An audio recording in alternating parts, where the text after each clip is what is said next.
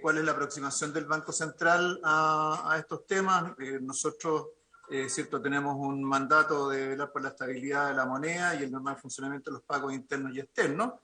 Dentro de ese marco que concurrimos a la invitación de esta comisión, como lo hemos hecho en otras oportunidades, en otras comisiones, en otros proyectos, pero siempre para referirnos a las materias que son de nuestra competencia, ¿ah? Y en este caso en particular, esta se focaliza en los impactos financieros y económicos de las medidas que están contempladas, no a sus efectos sobre las pensiones. Tampoco nos pronunciamos respecto a alcances jurídicos, constitucionales de lo que se está discutiendo. Dentro de este mandato, por supuesto, concluido el proceso legislativo, lo que ha ocurrido en otras oportunidades, ¿cierto?, con los retiros anteriores, es que junto con los reguladores hemos generado las condiciones para que una vez aprobados estos retiros se efectúen con el menor impacto posible para la economía y para los propios afiliados. Y en este sentido, las medidas que ha adoptado el Banco Central, como que vamos a comentar más adelante, se han adoptado en línea con sus mandatos, en el ejercicio de sus facultades legales, en coordinación con otros actores y con plena información al público. Ahora, evidentemente, lo que se refleja en esta presentación es que los impactos financieros y económicos de los retiros han ido evolucionando con la reiteración de la medida y con la evolución del contexto económico del país. Y del mismo modo también ha evolucionado la capacidad para amortiguar el impacto de nuevos retiros, ¿no? Y esto ha ido alterando el balance de costos y beneficios de la medida. Junto con puntualizar cuál es nuestro enfoque y las cosas a las cuales como Banco Central no nos corresponde pronunciar, ¿no? Quisiera mencionar también que en esta presentación, como ustedes verán, no se hacen mayores referencias a las AFP, por cuanto un retiro o anticipo de fondos provisionales tiene implicancias macroeconómicas y financieras que son independientes de quién administra los fondos e incluso del propio régimen de pensiones. Por ejemplo, si en lugar de un sistema de capitalización individual con administradores privados, tuviéramos un sistema de capitalización individual con un administrador estatal, o un sistema de capitalización colectiva, o un sistema de reparto con reserva, o un sistema de reparto puro con ajustes actuariales, y se planteara retirar o anticipar fondos destinados al financiamiento de las pensiones, el impacto sobre la economía, sobre los mercados financieros sería similar, pues se incrementaría el consumo presente con cargo al consumo futuro y deberían efectuarse masivas operaciones de financiamiento. Eso es válido para cualquier régimen previsional que tuviéramos. Ahora, el hecho de que justamente por este último punto alterar esta lógica de los sistemas de pensiones, de reducir consumo presente con cargo de consumo futuro, es también la razón por la que en lo personal yo no he hecho retiros ni tengo previsto hacerlo en el futuro. En otras palabras, el no hacer retiros no tiene que ver con que crea o apoye a la AFP, sino en que trato de respetar los principios básicos de cualquier sistema de pensiones. Por último, quisiera advertir que dado que el Consejo del Banco Central va a realizar entre hoy y mañana su reunión de política monetaria correspondiente al mes de octubre, no me voy a poder referir a temas que forman parte de la agenda de esa reunión, particularmente la fijación de la tasa política monetaria o la continuación del programa de acumulación de reserva. Dicho eso, entonces, presidente, paso a lo que sigue. El contenido está aquí resumido. Vamos a ver los antecedentes de los retiros, los impactos que han tenido los retiros anteriores, los potenciales efectos de nuevos retiros y cambios estructurales en el mercado financiero y el espacio de acción del Banco Central en estas circunstancias. Entonces acá lo primero es que, ¿cierto?, en esta lámina, en este cuadro, tenemos una comparación con los proyectos anteriores. Esto ya sin duda lo ha estado viendo la comisión. Fundamentalmente los cambios que tenemos en este proyecto de cuarto retiro son fundamentalmente el agregar una categoría adicional o una causal adicional para retirar el 100% de los fondos, que es el de los enfermos terminales.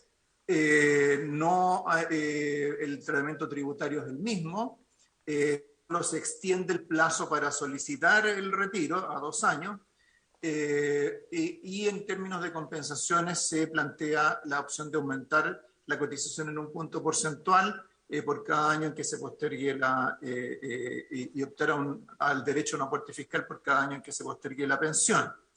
Entonces, considerando estos factores, considerando que se agregan algunas causales y sobre todo que en el caso de las rentas vitalicias hay un cambio significativo respecto de lo aprobado en la legislación de abril del año pasado, podemos decir que esta es una propuesta que es más amplia que sus antecesoras. Ahora, en términos de volumen de recursos, es cierto, los retiros que ya se han efectuado acumulan alrededor de 50.000 millones de dólares en los primeros 3 retiros.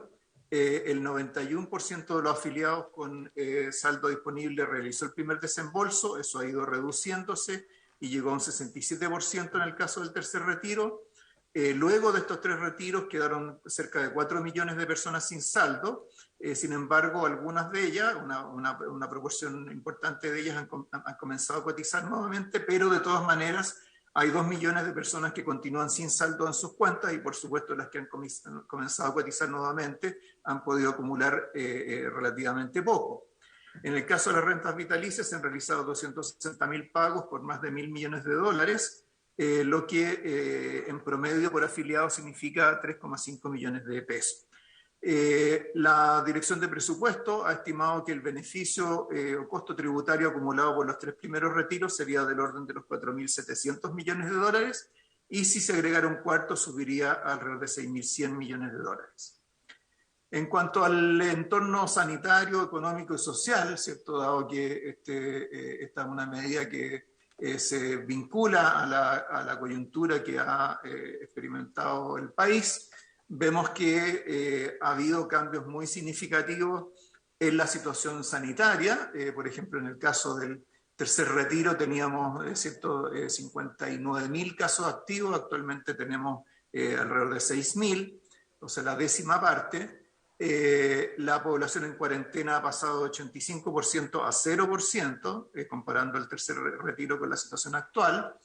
El nivel del IMASEC respecto a la situación previa a la pandemia es hoy día 6% superior al nivel de producto previo a la pandemia, en circunstancias de que en los 3 retiros anteriores teníamos cifras negativas. El consumo está hoy día 32% por encima de lo que teníamos previo a la pandemia. La situación laboral ha ido mejorando, tanto en materia de ocupación como de salarios. La inflación, en cambio, ha aumentado, el tipo de cambio ha aumentado significativamente, lo mismo que las tasas de interés de largo plazo, y dado que se ha mencionado muchas veces, ¿cierto?, el tema de efectos de retiros para pagar deudas, la morosidad de créditos de consumo e hipotecaria ha bajado significativamente, especialmente después del primer retiro. Entonces, así es como ha ido cambiando el entorno sanitario, económico y social. Y entonces, en resumen, tenemos un proyecto que no es simplemente una repetición de los anteriores, ni lo serán sus eventuales efectos económicos. Involucra mayores exigencias al sistema de pensiones y de seguros de vida, en un mercado de capitales más debilitado y expuesto, tiene un mayor costo fiscal, beneficia proporcionalmente a más personas menos afectadas por la crisis y se aplicaría en un contexto sanitario, económico y social diametralmente opuesto al del primer retiro. Vamos a ver entonces ahora el impacto que han tenido los retiros anteriores sobre la economía. Para esto uno tiene que considerar 4 canales de transmisión. Por un lado, un canal financiero, dado, ¿cierto?, que para poder efectuar los pagos a los afiliados se requiere liquidar activos equivalentes a 6-7% del producto en plazos breves. Eso genera volatilidad y cambios en la liquidez. En segundo lugar, hay un canal macroeconómico de corto plazo que tiene que ver con el impacto sobre el consumo, la demanda y la actividad, condicionado a la vez por la distribución de los retiros, la propensión a consumir o ahorrar y el componente importado del consumo. En tercer lugar, tenemos un canal estructural, en la medida que los retiros de ahorros previsionales impactan sobre la tasa de ahorro en la economía, la profundidad del mercado de capitales y las necesidades de financiamiento externo. Y finalmente, un canal de expectativas que se relaciona con el efecto que los retiros tienen sobre la incertidumbre y la aversión al riesgo asociado a las repeticiones de la medida, a los cambios en las percepciones de riesgo para la economía chilena por el debilitamiento de amortiguadores y el agotamiento de holguras. Entonces tenemos esos 4 canales y vamos a mostrar qué es lo que ha ido ocurriendo en cada una de estas dimensiones. Entonces, primero, en lo que se refiere al impacto sobre la actividad y la demanda, los retiros anteriores tuvieron un impacto positivo, pero decreciente sobre el consumo, la demanda interna y la actividad. Aquí tenemos en primer lugar un cuadro que muestra cómo ha sido el uso estimado de los montos retirados sobre el consumo y sobre el crecimiento del producto. Entonces vemos que en el caso del primer retiro, aun cuando, ¿cierto?, se retiró alrededor del 6% del producto, el porcentaje que se dedicó al consumo se estimó entre 3 y 3,6%, y eso tendría un impacto sobre el crecimiento del producto de alrededor de 1,8%. ¿Por qué esto va decreciendo? Es cierto, porque en primer lugar, de lo que se retira no todo se consume, y de lo que se consume no todo se consume en producción interna. Hay una parte importante que va a importaciones, ¿cierto? Como sabemos, ha aumentado mucho la importación de vehículos, etc. Entonces, con eso el impacto sobre el crecimiento del producto es menor. Ahora, en el caso del segundo retiro, ese impacto sobre el consumo fue menor, o se estimó menor, el impacto sobre el crecimiento del producto también, y en el caso del tercer retiro también resultó aún menos relevante, lo cual básicamente lo que está reflejando es que los retiros se van concentrando proporcionalmente más en afiliados de mayores ingresos que tienen una menor propensión a consumir y también a consumir productos locales. Ahora acordémonos que cuando ponemos estas cifras nos referimos a un impacto sobre el consumo, sobre el crecimiento del producto que se va produciendo gradualmente, no se produce de inmediato. Acordémonos que en el caso del primer retiro, aunque se aprobó en agosto del 2020, ¿cierto?, estimamos que su impacto se iba a repartir entre el 2020 y el 2021.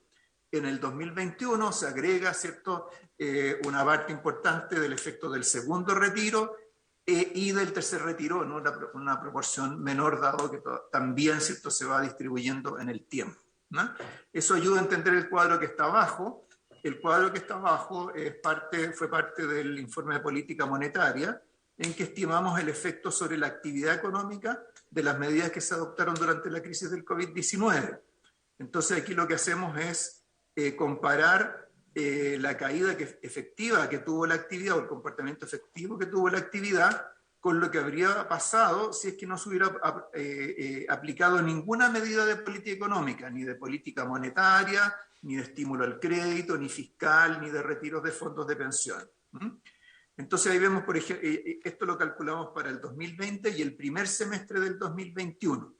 Entonces vemos acá, por ejemplo, que en el 2020, cuando la actividad cayó efectivamente en 5,8%, si no hubiera estado en aplicación ninguna de estas medidas, entonces la actividad en realidad, en lugar del 5,8%, habría caído entre 10,2% y 13,4%. De esa diferencia, que es el aporte positivo de las medidas de política, el más importante fueron las medidas no convencionales de crédito, que aportaron entre 2,2% y 4,8% del producto. Los retiros de fondos de pensiones tuvieron un impacto positivo de alrededor de 1,2% del producto. Eso aumentó en el primer semestre del 2021, dado que se acumularon efectos de 3 retiros, pero continuó siendo más relevante el aporte de las políticas no convencionales de crédito y aumentó significativamente el aporte de la política fiscal.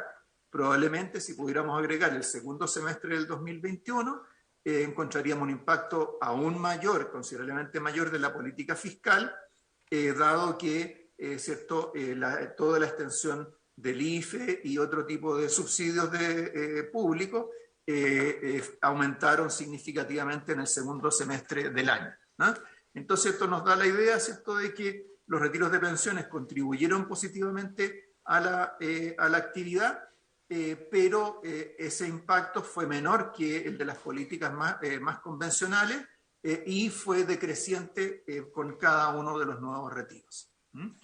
Ahora, que los retiros contribuyan al aumento de la demanda es algo positivo, mientras la demanda y la actividad están por debajo de su potencial, ¿cierto? Como se ve en el gráfico de la izquierda, ¿cierto? La línea roja continua, ¿cierto? Muestra, por ejemplo, cómo en el segundo trimestre del 2020 estábamos muy por debajo, ¿cierto? Casi 16% por debajo del potencial. Pero ahora, ¿cierto? Toda esa brecha se fue cerrando, y lo que prevemos para el tercer y cuarto trimestre de este año es que vamos a estar por encima de nuestro potencial. Eso en buena medida es producto del comportamiento de las ventas. Ahí en el gráfico del medio vemos el comportamiento de las ventas minoristas con boleta electrónica. Y luego vemos cómo parte de ese impulso a la demanda se ha ido traduciendo crecientemente en inflación.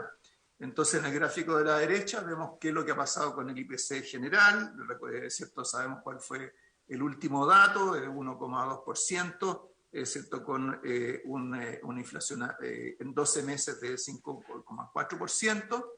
Y en la parte de abajo del gráfico vemos cómo ha contribuido los distintos componentes del IPC a esta inflación.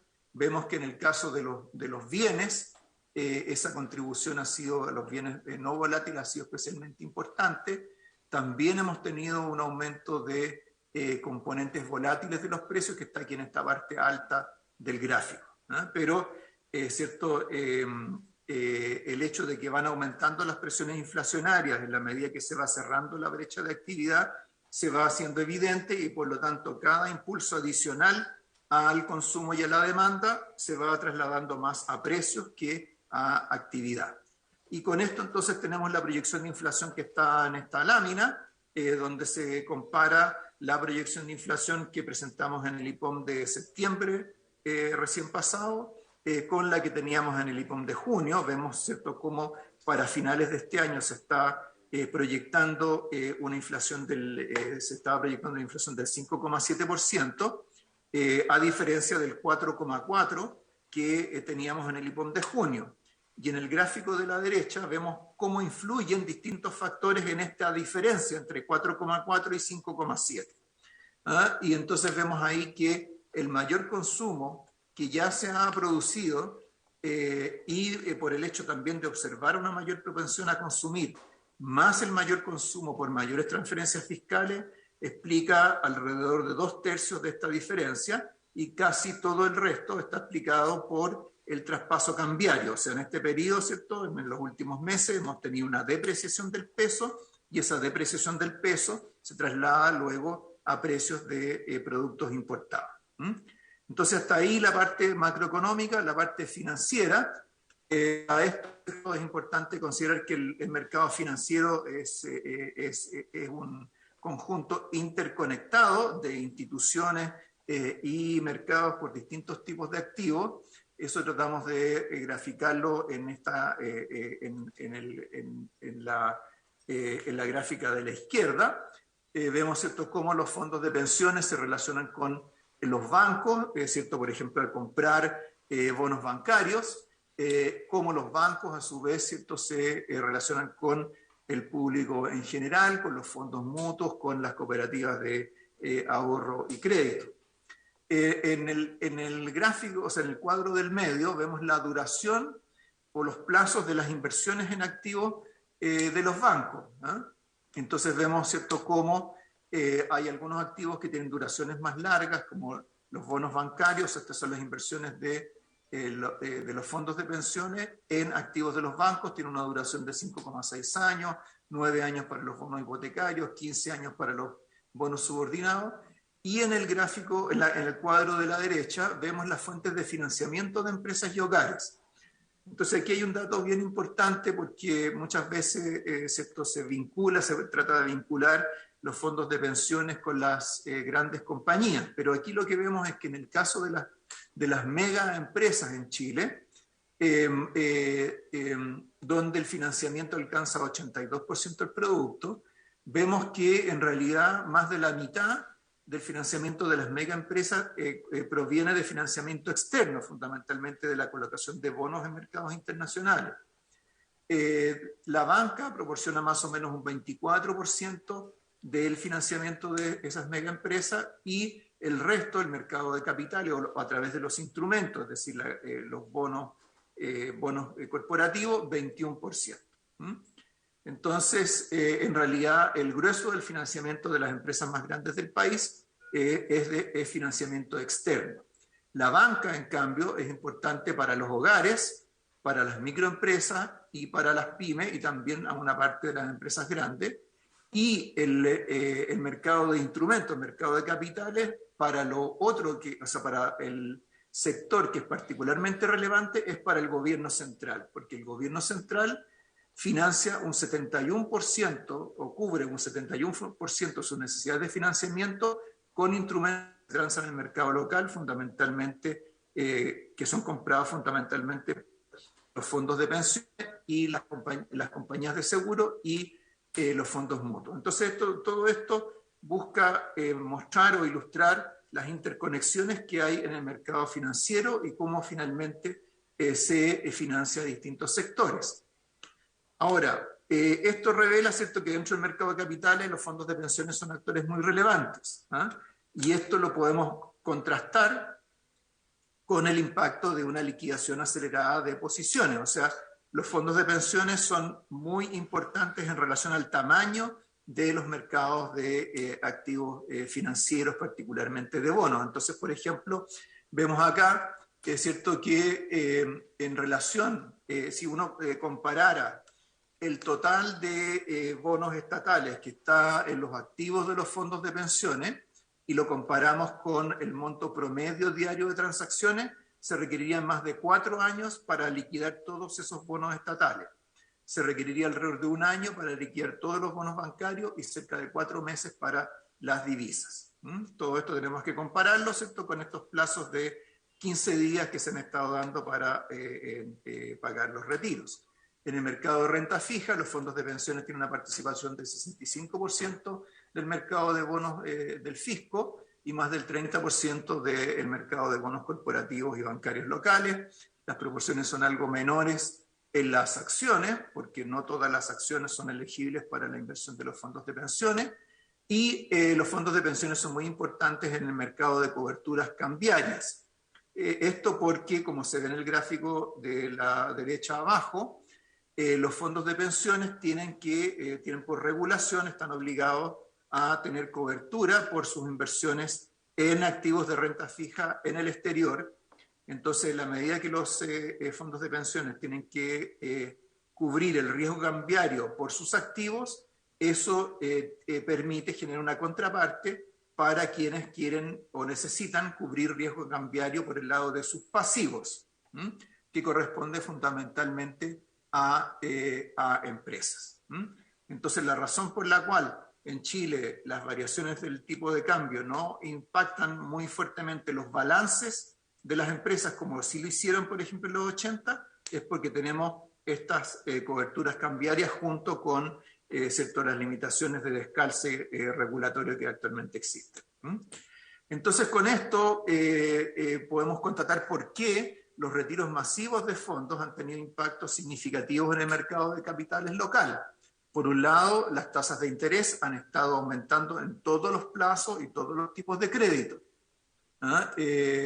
Las diferencias con esto es particularmente notorio si hacemos comparaciones con otros países y por lo tanto explican que el mayor aumento de las tasas de interés en Chile en relación a otros países tiene que ver con factores locales ante el aumento de la incertidumbre relacionada con factores idiosincráticos propios de nuestro país, de lo cual, ¿cierto?, los retiros son una parte importante.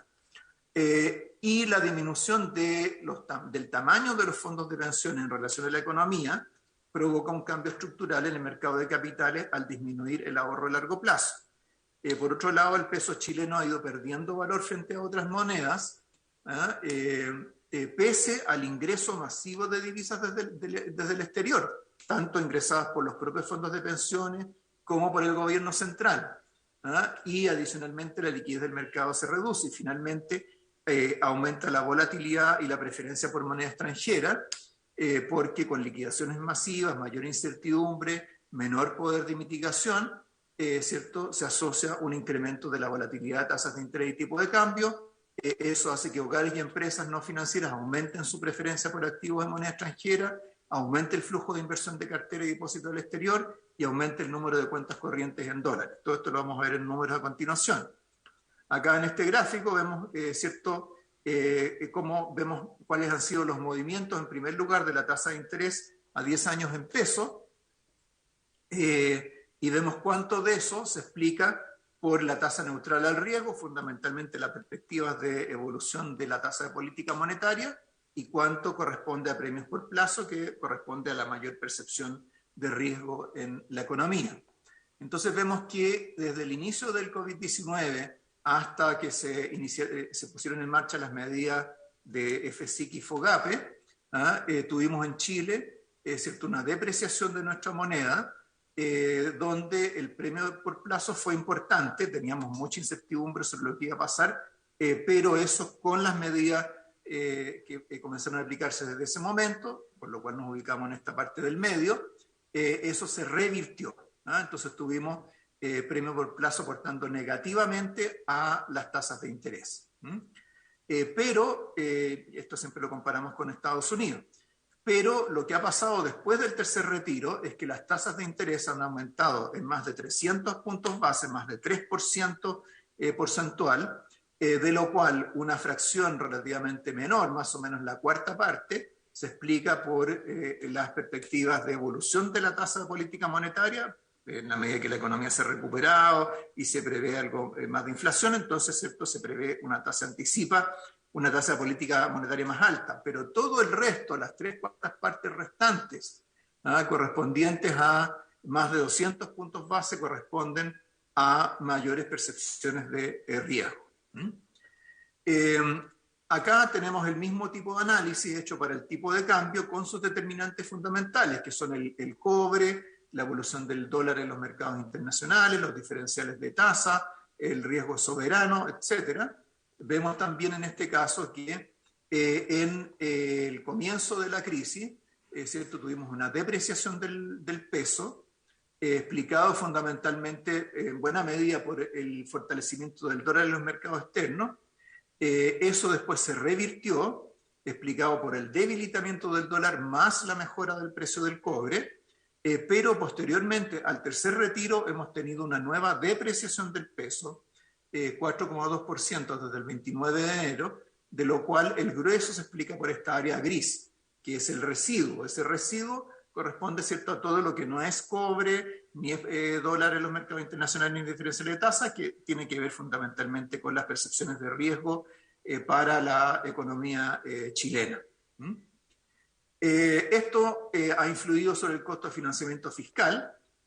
Para el fisco, el aumento de tasas implica un aumento en el pago de intereses por parte del gobierno. Si lo valoramos en términos de cuánto sería el aumento de la cuenta de intereses que tendría que pagar el gobierno por el hecho de que tiene que refinanciar su deuda a un costo más alto y porque va a emitir nueva deuda también a un costo mayor, eso tendría un costo de entre 1.800 y 2.800 millones anuales, de dólares anuales.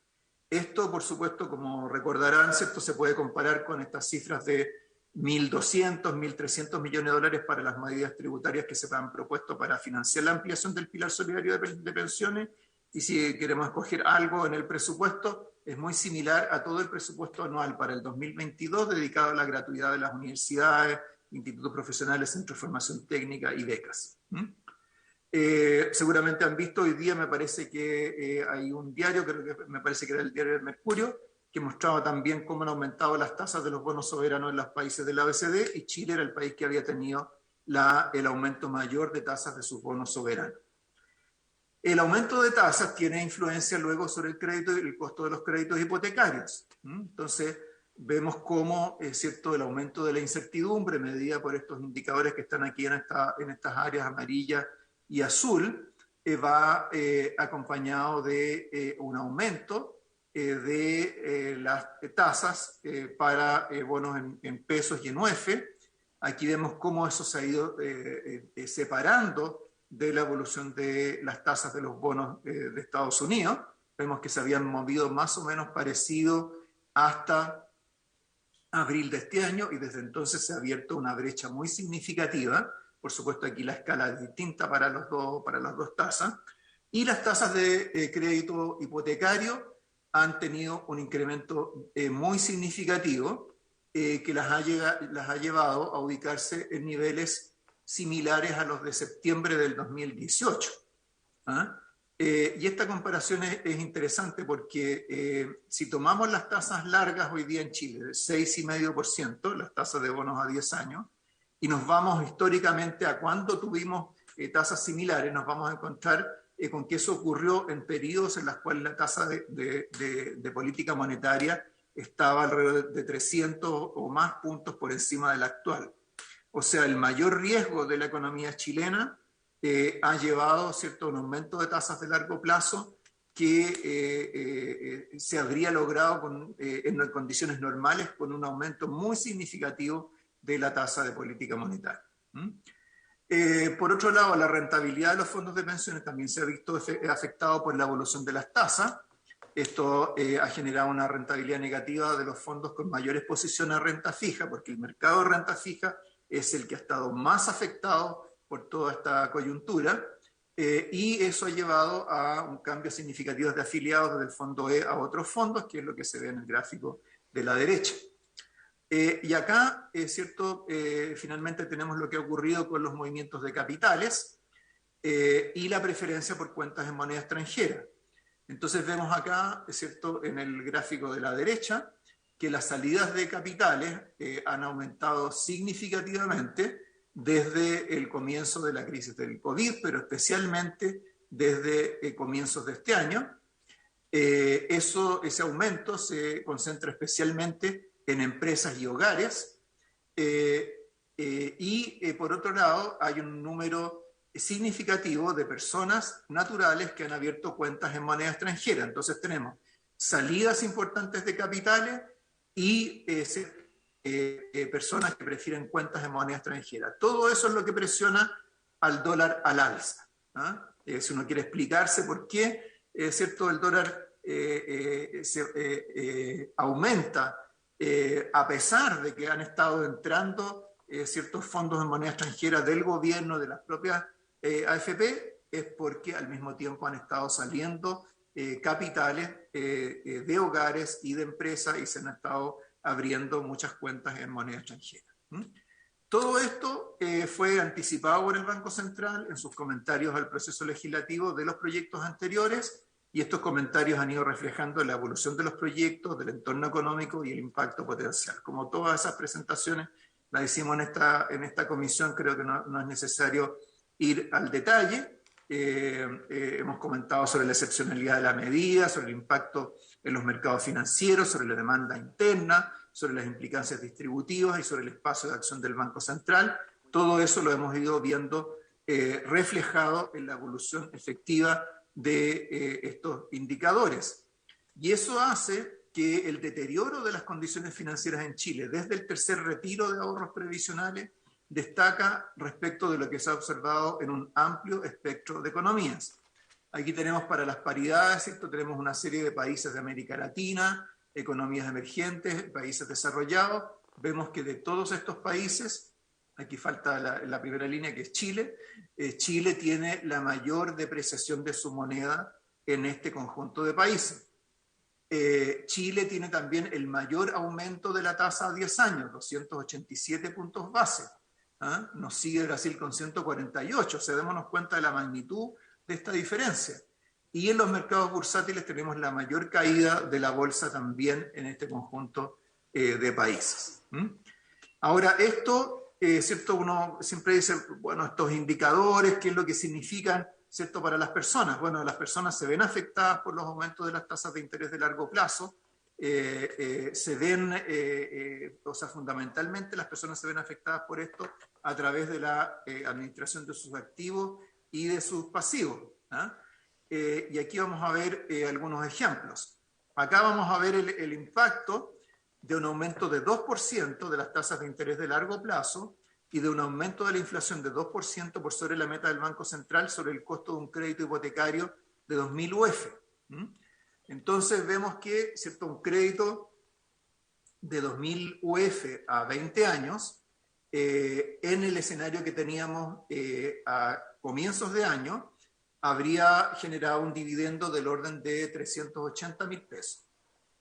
El aumento en la tasa de interés hace subir el valor de ese dividendo a 452.000 pesos. Y el aumento de la inflación hace subir el dividendo, ¿cierto?, al cabo de 3 años, suponiendo que se mantiene durante ese periodo, ¿cierto?, estos dos puntos adicionales de inflación, lo hace subir a 470.000 pesos. En otras palabras, ¿cierto?, como producto de los aumentos de tasa y del aumento de la inflación, y consideremos que estamos tomando 200 puntos base en cada caso, un dividendo aumentaría de 380.000 pesos a 470.000 pesos. O sea, casi 100.000 pesos de diferencia, 24% del valor de ese dividendo nominal. Ahora, si queremos comparar la mayor cuenta de intereses a lo largo del desarrollo del crédito, vamos a ver que los mayores intereses equivalen a cerca de 12 millones de pesos, equivalente a un 19% más a pagar por el total del crédito. Hace poco hubo una carta en un medio escrito de una persona, ¿cierto?, que había retirado, creo que mencionaba 3 millones de pesos para completar el pie de su casa, pero esta persona aparentemente era un contador, había hecho el cálculo de los mayores intereses que iba a tener que pagar y descubrió que eran mucho más que los 3 millones de pesos que había retirado. En este caso, claramente se demuestra en este ejemplo. Ahora, ¿qué es lo que ha ocurrido, ¿cierto?, por así decirlo, en el balance de las personas? Las personas han tenido mayor liquidez como producto de los retiros. Esta se ha compensado con una menor tasa de ahorro. Esto corresponde al gráfico del medio, donde vemos cómo se ha reducido el ahorro, significativamente el ahorro de los hogares. Esto proviene de las cuentas nacionales por sector institucional que publicó el Banco Central hace unas 2 semanas atrás. Aumenta la tenencia de dinero por parte de las personas, aumenta la liquidez en la economía y el balance financiero de los hogares, por el hecho de tener menos activos, aún con una reducción en sus pasivos, significa que ese balance financiero se deteriora o su patrimonio se deteriora. Ahora, mencionaba que se ha citado como un fundamento para un cuarto retiro, el que las personas pueden, con estos fondos líquidos, pueden pagar deudas. Eso efectivamente ocurrió en el primer retiro. En el primer retiro hubo un esfuerzo importante de pago de deuda y eso redujo la morosidad de los hogares. Esto se refleja acá en estos gráficos, en la tasa de incumplimiento de los créditos de consumo y de los créditos hipotecarios. Pero en los 2 retiros siguientes, y aquí podemos verlo en el gráfico de la derecha, vemos que no hubo una reducción significativa adicional de la morosidad. Eso probablemente significa que quienes siguieron efectuando retiros no eran los que tenían mayores problemas de endeudamiento, en este caso bancario. Aquí estamos considerando solo la deuda bancaria. Si esto lo llevamos a la situación actual, vemos que lo que ocurre es que los afiliados con deuda tienen bajos saldos en sus fondos de pensiones, por lo que los retiros adicionales no les ayudan al pago de deudas. Vemos, por ejemplo, que el 44% de las personas con deuda bancaria no tiene saldo. Estamos hablando de 2 millones de personas. 240.000 personas no tienen saldos para un cuarto retiro ni poseen ingresos. Y los primeros 2 quintiles de ingreso tienen menos de 250.000 pesos de saldo promedio en sus cuentas. Por lo tanto, la fracción de afiliados que podrían usar un cuarto retiro para pagar deudas es una fracción muy pequeña, totalmente desproporcionada respecto de los millones de personas que podrían efectuar estos retiros. Entonces, en resumen, los retiros anteriores, sumados a la perspectiva de repeticiones de la medida, ya han generado un costo económico relevante. Un cambio en la inflación esperada a diciembre de 4,4 a 5,7%, un aumento de la tasa de interés de largo plazo desde 2,5% a 6,6%, la depreciación de la moneda hasta 820 pesos por dólar. Estas variables van a tener un impacto directo sobre el bienestar de las personas a través del costo de la vida y el costo del crédito. Y ese daño va a ser especialmente relevante para las personas que no están en condiciones de efectuar nuevos retiros, que corresponden en general a segmentos de menores ingresos. Veamos por último entonces los posibles potenciales efectos de nuevos retiros y de cambios estructurales en el mercado financiero. Entonces, acá uno tiene que considerar que nuevos retiros no pueden mirarse aisladamente, tienen que ver con lo que ya ha ocurrido y con lo que puede ocurrir posteriormente. Entonces, retiros adicionales para el gobierno, para el sector externo, para el equilibrio macroeconómico, generarían menor recaudación fiscal por exenciones tributarias, el costo del financiamiento puede aumentar abruptamente si se agudizaran las salidas de capitales, y eso a su vez puede impactar negativamente sobre la actividad económica en el mediano plazo. En el caso de los usuarios de crédito, los hogares y empresas verían afectada su capacidad de pago ante un aumento de las tasas de interés y de la inflación, que encarecería el costo de renovación de sus compromisos. Y el acceso al crédito, particularmente a largo plazo, sería más difícil y costoso en la medida, ¿cierto?, que se va reduciendo el mercado de capitales de largo plazo, que como vimos hace un rato, ¿cierto?, es la principal fuente de financiamiento para los hogares. Acá tenemos el impacto fiscal de un cuarto retiro, esto lo vamos a saltar porque normalmente lo presenta el Ministerio de Hacienda. Y acá en estos gráficos, no se los voy a explicar en detalle, sino que les quiero dar un poco el sentido de lo que se está tratando de mostrar acá. En la parte de arriba, los gráficos que están en la parte de arriba, se muestra cómo históricamente las salidas brutas y netas de capital están relacionadas con el comportamiento de la inversión, el tipo de cambio y el producto. Entonces esos gráficos muestran desde el momento cero en que se empiezan a generar salidas brutas de capital al extranjero, ¿cierto?, cómo se comportan esas variables, y vemos que en general están asociadas a caídas de la inversión y a una depreciación del tipo de cambio. En el gráfico de arriba a la derecha está lo mismo, pero para salidas netas de capital. Pero en la parte de abajo tenemos salidas extremas de capital, salidas abruptas de capitales, de las cuales también hemos tenido experiencia en Chile y en otros países en la historia. Y estas salidas abruptas de capital están asociadas a caídas significativas del producto y un fuerte aumento de tasas de interés, pero donde vemos que comparado con la situación anterior se producen no linealidades, hay caídas bruscas en los niveles de actividad, aumentos bruscos en las tasas de bonos soberanos. Las dos cosas, por supuesto, están relacionadas. Entonces, en el fondo, frente a nuevos retiros, si estos nuevos retiros inducen salidas abruptas de capital, el impacto que eso puede tener sobre la economía ya no es proporcional a los retiros anteriores, va a ser mayor. Y en este caso que vemos hoy día, es mayor no solamente por el cuarto retiro en sí mismo, sino porque el cuarto retiro, si el cuarto retiro se ve como antesala de un quinto, sexto o de un retiro del 100%, ya los agentes económicos ya no van a esperar a que el retiro se produzca, van a empezar a actuar en el mercado de capitales mucho antes, y eso ya está ocurriendo hoy día. Hoy día, si ustedes preguntan, ¿cierto?, hoy día el mercado de bonos del fisco, de bonos del tesoro, no tiene mercado hoy día en Chile. ¿Por qué? Porque todos están tratando de vender, nadie tiene interés en comprar. Entonces, tengamos claro que estas cosas no son lineales, la economía no es lineal frente a este tipo de escenario. Y lo que ocurre además es que cuando vemos, ¿cierto?, deuda bancaria en riesgo de las personas o de las empresas, tradicionalmente cuando nosotros hemos presentado nuestros informes de estabilidad financiera, siempre hemos dicho que el impacto de la actividad es más relevante, ¿cierto?, en términos de como causal de un aumento de la deuda bancaria en riesgo. Pero lo que nos encontramos ahora es que con el punto de partida que ya tenemos y un estresamiento adicional del mercado, el impacto de tasas pasa a ser más importante que la combinación de desempleo e inflación. Y lo mismo pasa con la deuda comercial.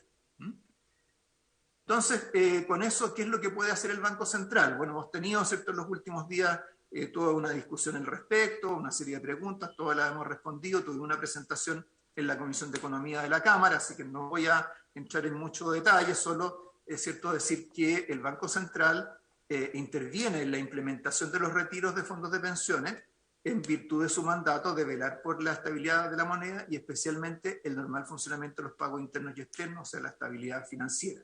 Y para eso está dentro de nuestras facultades intervenir excepcionalmente en el mercado financiero y cambiario formal mediante compra y venta de activos con instituciones financieras que están autorizadas para esto.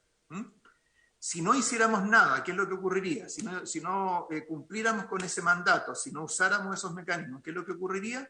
Bueno, dado que los fondos de pensiones invierten en activos en Chile y en el extranjero para obtener rentabilidad, ¿cierto? Y solo una fracción pequeña de esos fondos está de manera líquida, entonces sin la intervención del Banco Central, las administradoras actuando por cuenta de los fondos de pensiones habrían tenido que liquidar activos por hasta 20.000 millones de dólares en cada retiro, ya sea en el mercado internacional o en el mercado local, en un caso afectando el tipo de cambio, en el otro impactando las tasas de interés.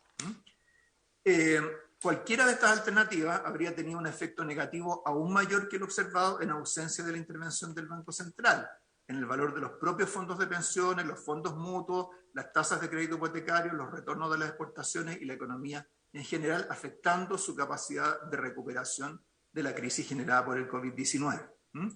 Acá en este gráfico se describe cómo operó particularmente el mecanismo de compra a contado venta a plazo. No me voy a detener en este punto, ya ha sido bastante explicado en estos días, pero quiero sí llevarlo a un ejemplo, que es un ejemplo de correspondiente al primer retiro. ¿Qué es lo que habría pasado en el primer retiro? ¿Qué es lo que pasó con la intervención del Banco Central? ¿Qué es lo que habría pasado sin la intervención del Banco Central?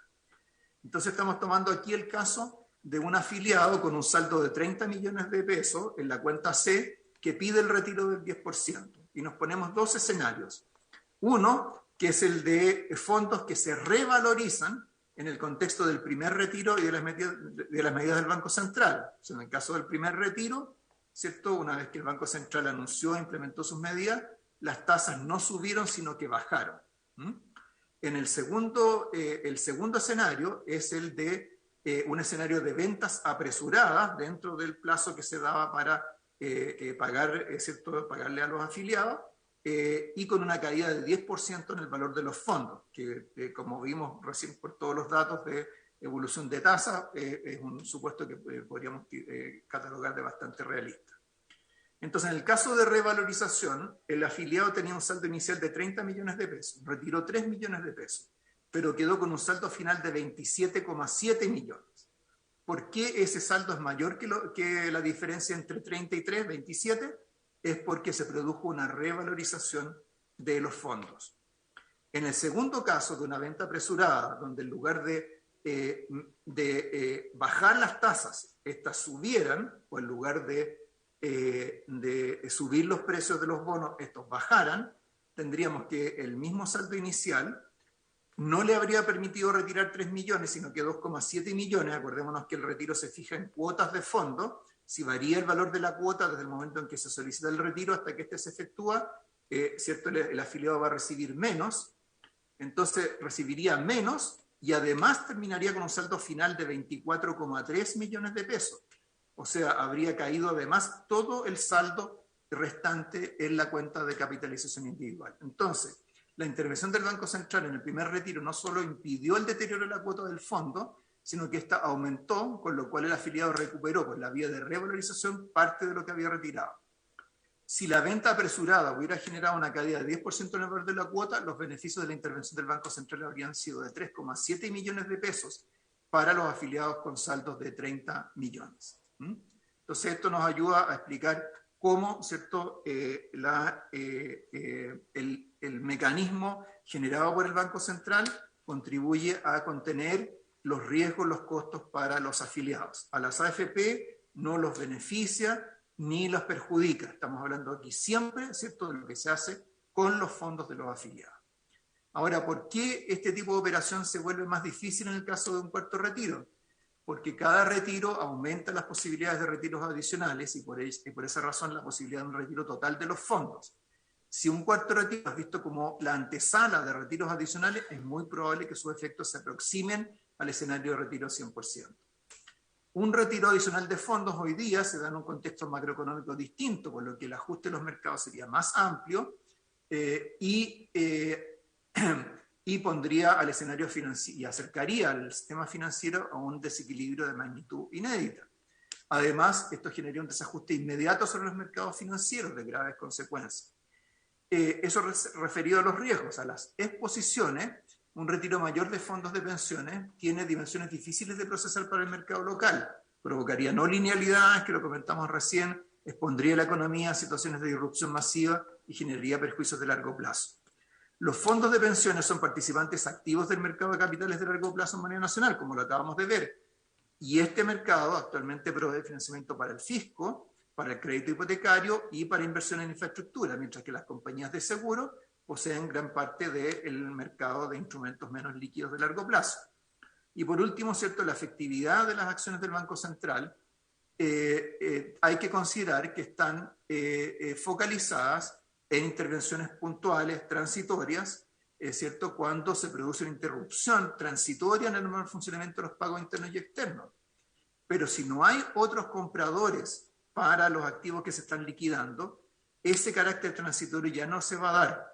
Y por lo tanto estamos en presencia de un cambio estructural que el Banco Central no puede detener ni puede revertir. Además, tenemos que considerar que hay instrumentos relevantes que ya no son susceptibles de operaciones del Banco Central. El Banco Central no puede comprar bonos corporativos, no puede comprar acciones, etc.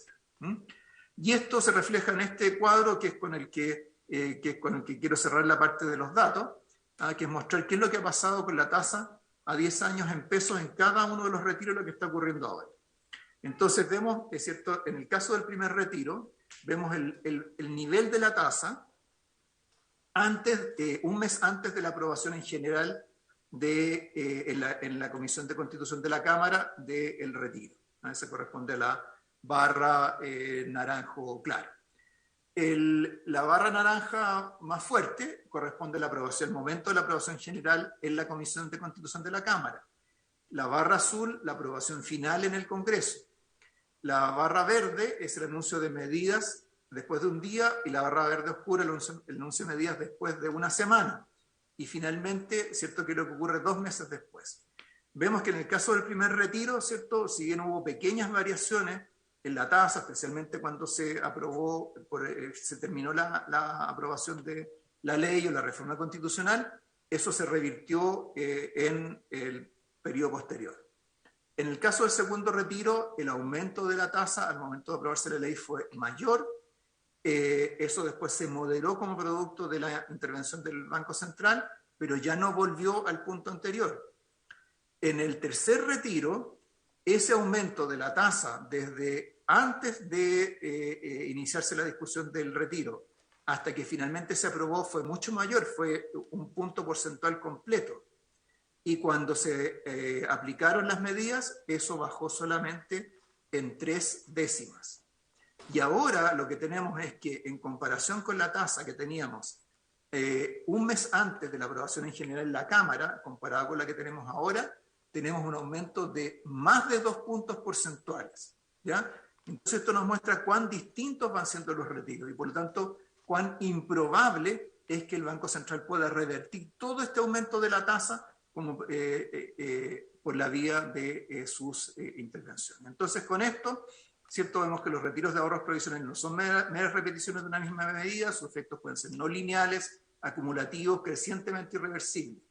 Por un lado, sus beneficios se van reduciendo en la medida que se van concentrando en afiliados con mayores saldos y su impacto sobre la actividad también es decreciente. Por el otro, los costos se van elevando en la medida que estos van presionando la inflación y se eleva el riesgo de disrupción en el mercado financiero. Ahora, el costo económico de los retiros ha dejado de ser una hipótesis o una advertencia. Tengamos claro que esto ya ha ocurrido. Ha tenido un efecto concreto que ya se puede observar en variables como el IPC, las tasas de interés y el tipo de cambio. Pero esto no significa que la economía vaya a seguir como está. Estos aumentos de tasa y de inflación que tenemos ahora van a ir afectando la evolución de la economía y el bienestar de la población en los próximos años. Pero un retiro adicional significa un empeoramiento por encima de lo que ya hemos observado. y es algo que se puede producir mucho más rápido porque empiezan a anticipar sus decisiones, con lo cual los impactos económicos y financieros se adelantan y se amplían. Entonces, en un escenario de deterioro de las expectativas y cambios estructurales en el sistema financiero, las medidas aplicadas por el banco van perdiendo efectividad frente a este tipo de situaciones. Y esto abre una brecha entre escenarios para el resultado de la discusión del actual proyecto. Y esta es la última lámina, ¿cierto?, donde que ya la presentamos en la Comisión de Constitución de la Cámara de Diputados, donde vemos opciones que van desde un retiro del 10% convencional, un retiro total o un rechazo, y dentro de eso algunas opciones. Retiro convencional terminal, o sea que por alguna razón se ve como el final de todo este ciclo, o uno que en realidad va a ser seguido de más retiro en el futuro, como ha pasado con los retiros anteriores. En el caso del rechazo, podemos tener un rechazo débil o un rechazo fuerte. Entonces vemos para todas esas alternativas, pasando por las de retiro total, dirigido, condicionado, sin restricciones, vemos ciertas implicancias económicas que son particularmente severas para un retiro total o para un retiro convencional que sea visto como un paso intermedio dentro de una secuencia que lleva al retiro total. Es distinto el caso, ¿cierto?, de un retiro que por su diseño, sus características, sus parámetros, se ha visto como terminal y ciertamente distinto de un rechazo. Con eso termino, presidente.